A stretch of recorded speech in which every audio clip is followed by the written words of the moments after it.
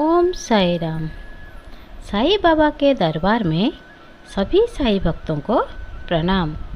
साई मेरे साई, ऐसे ही भक्ति भाव और समर्पण भाव जो अपने अंतर में रखता है, बाबा उसको कोई भी रूप में अपना लेते हैं। कभी माँ, कभी पिता, कभी भाई और कभी गुरु के रूप में बाबा हमेशा मार्गदर्शन कराते रहते हैं। साई अनुभूति की श्रृंखला में आज और एक सुंदर सा अनुभव।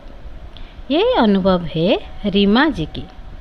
रीमा जी की लाइफ बिल्कुल दुख से भरी हुई है। किसी के ज़िंदगी में एक दुख या परेशानी हो तो समझ में आता है, पर रीमा जी की ज़िंदगी ही पूरी समस्याओं से घिरी हुई है। रीमा जी के हस्बैंड गवर्नमेंट जॉब करते हैं। उनकी सास और ससुर जी हैं। रीमा जी की एक बेटा और एक बेटी है। उनकी ससुराल वाले शुरू से ही रीमा जी को बहुत दुख देते आए हैं। उनके हस्बैंड का कोई भी सपोर्ट नहीं है। मायके में सब होते हुए भी किसी का सपोर्ट नहीं है। वजह है उनके हस्बैंड और ससुराल वाले। तो अब रीमा जी क्या करें? हस्बैंड कोई भी रिस्पॉन्सिबिलिटी लेने को तैयार नहीं। रीमा जी की जब बेटा हुआ तो वो बहुत खुश हो गई। उनको लगा कि लाइफ में अब खुशियाँ ही खुशियाँ होगी। कुछ साल तक तो खुशियाँ नहीं, पर हालत थोड़ा ठीक ठाक चला। पर बेटा को जब 7-8 साल हो गया तब उसका बिहेवियर में कुछ चेंज दिखाई दिया। धीरे धीरे उनका बेटा अग्रेसिव होने लगा।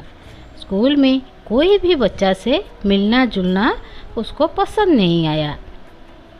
पढ़ाई भी नहीं किया। अब रीमा जी बहुत परेशान हो गई।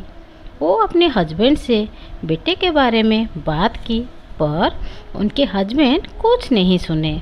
ऑफिस में बिजी बोलते हुए रीमा जी को सब हैंडल करने बोले।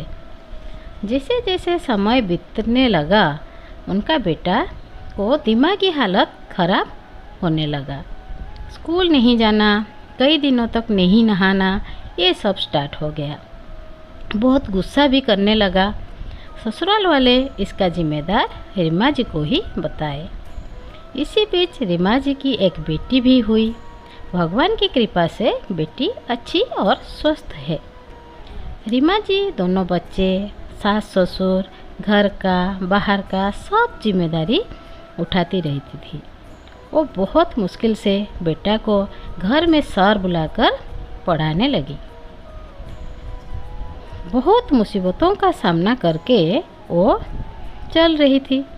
कोई भी सपोर्ट रीमा जी को नहीं था। बेटा को बहुत सारे डॉक्टर भी दिखाए, पर कोई भी फायदा नहीं हो रहा था। रीमा जी बाबा जी को, साईं बाबा जी को बहुत मानती थी। साईं बाबा के बारे में सुन सुन के उनको बाबा से बहुत आस्था हो गई थी। मन ही मन शिरडी जाने की, एक बार अपने बेटा को बाबा का दर्शन कराने की बहुत इच्छा थी। आखिर में अपने हस्बैंड को वो कन्विंस करके अभी 3 महीने पहले ही बाबा के दर्शन के लिए वो निकल पड़ी।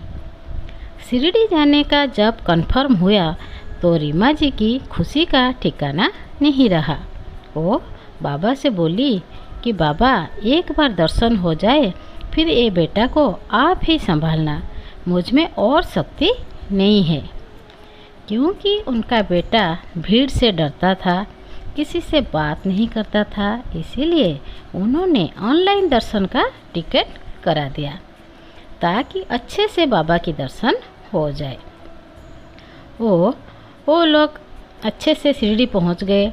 रीमा जी बहुत ही खुश थी फर्स्ट टाइम शिरडी जाके। वो लोग फ्रेश होकर ऑनलाइन टिकट से जाकर बाबा की दर्शन अच्छे से किए। आश्चर्य की बात यह है कि उनका बेटा बहुत खुश था और एंजॉय भी कर रहा था।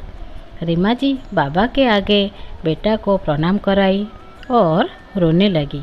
बाबा सब समझ गए।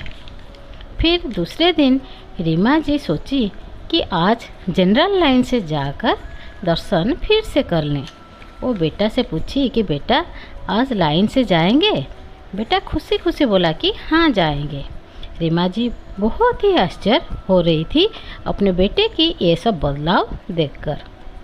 उनको लगा कि शिरडी आने की उनकी जो मकसद वो पूरी हो गई है।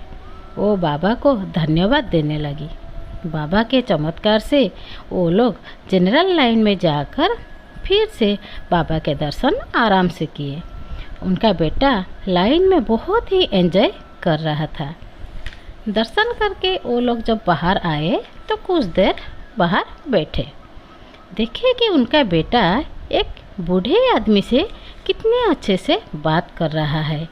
रीमा जी और उनकी हस्बैंड हैरान हो गए। फिर वो आदमी आकर रीमा जी से बोले कि आपका बेटा बचपन में तो अच्छा था, फिर कुछ साल बाद उसका तबीयत ऐसे खराब हो गया। रीमा जी बोली हाँ बाबा।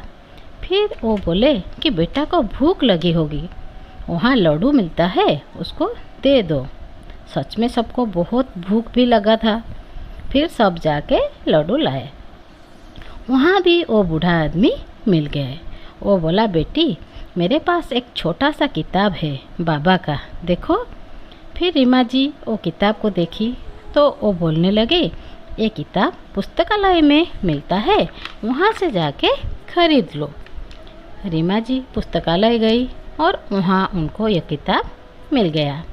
वो किताब खरीद कर ले आई। जैसे ही वो किताब लेकर बाहर आई तो देखी कि वो बुजुर्ग आदमी वहाँ भी खड़े हैं। वो पास आए और बोले बेटी किताब ले आई? रीमा जी बोले हाँ। तो वो उस किताब को देखने लगे और बोले ठीक है इसे ले जाओ, चिंता मत करो, सब ठीक हो जाएगा। फिर वो लोग कुछ दिन वहाँ घूम घाम के शिरडी से वापस आ गए। हैरानी की बात यह है कि रीमा जी को कुछ समझ में नहीं आ रहा था कि वो बुजुर्ग आदमी कौन थे जो कि हर पल उनके साथ रहे और उनका बेटा भी उनके साथ बहुत खुश था। बाद में समझ में आया कि वो बाबा ही थे। ये बात सोच के रीमा जी की आंखों में आंसू आने लगे। अब तो वो बाबा जी की बहुत बड़ी भक्त बन गई है और कोई भी मुसीबत आए तो वो बाबा को समर्पण कर देती है। अब लगता है कि उनका बेटा बाबा का ही बेटा बन गया है। देखा आप लोगों ने बाबा की लीला, वो खुद ही जीवित रूप से आकर अपने भक्त से मिलते हैं। ओम साई राम।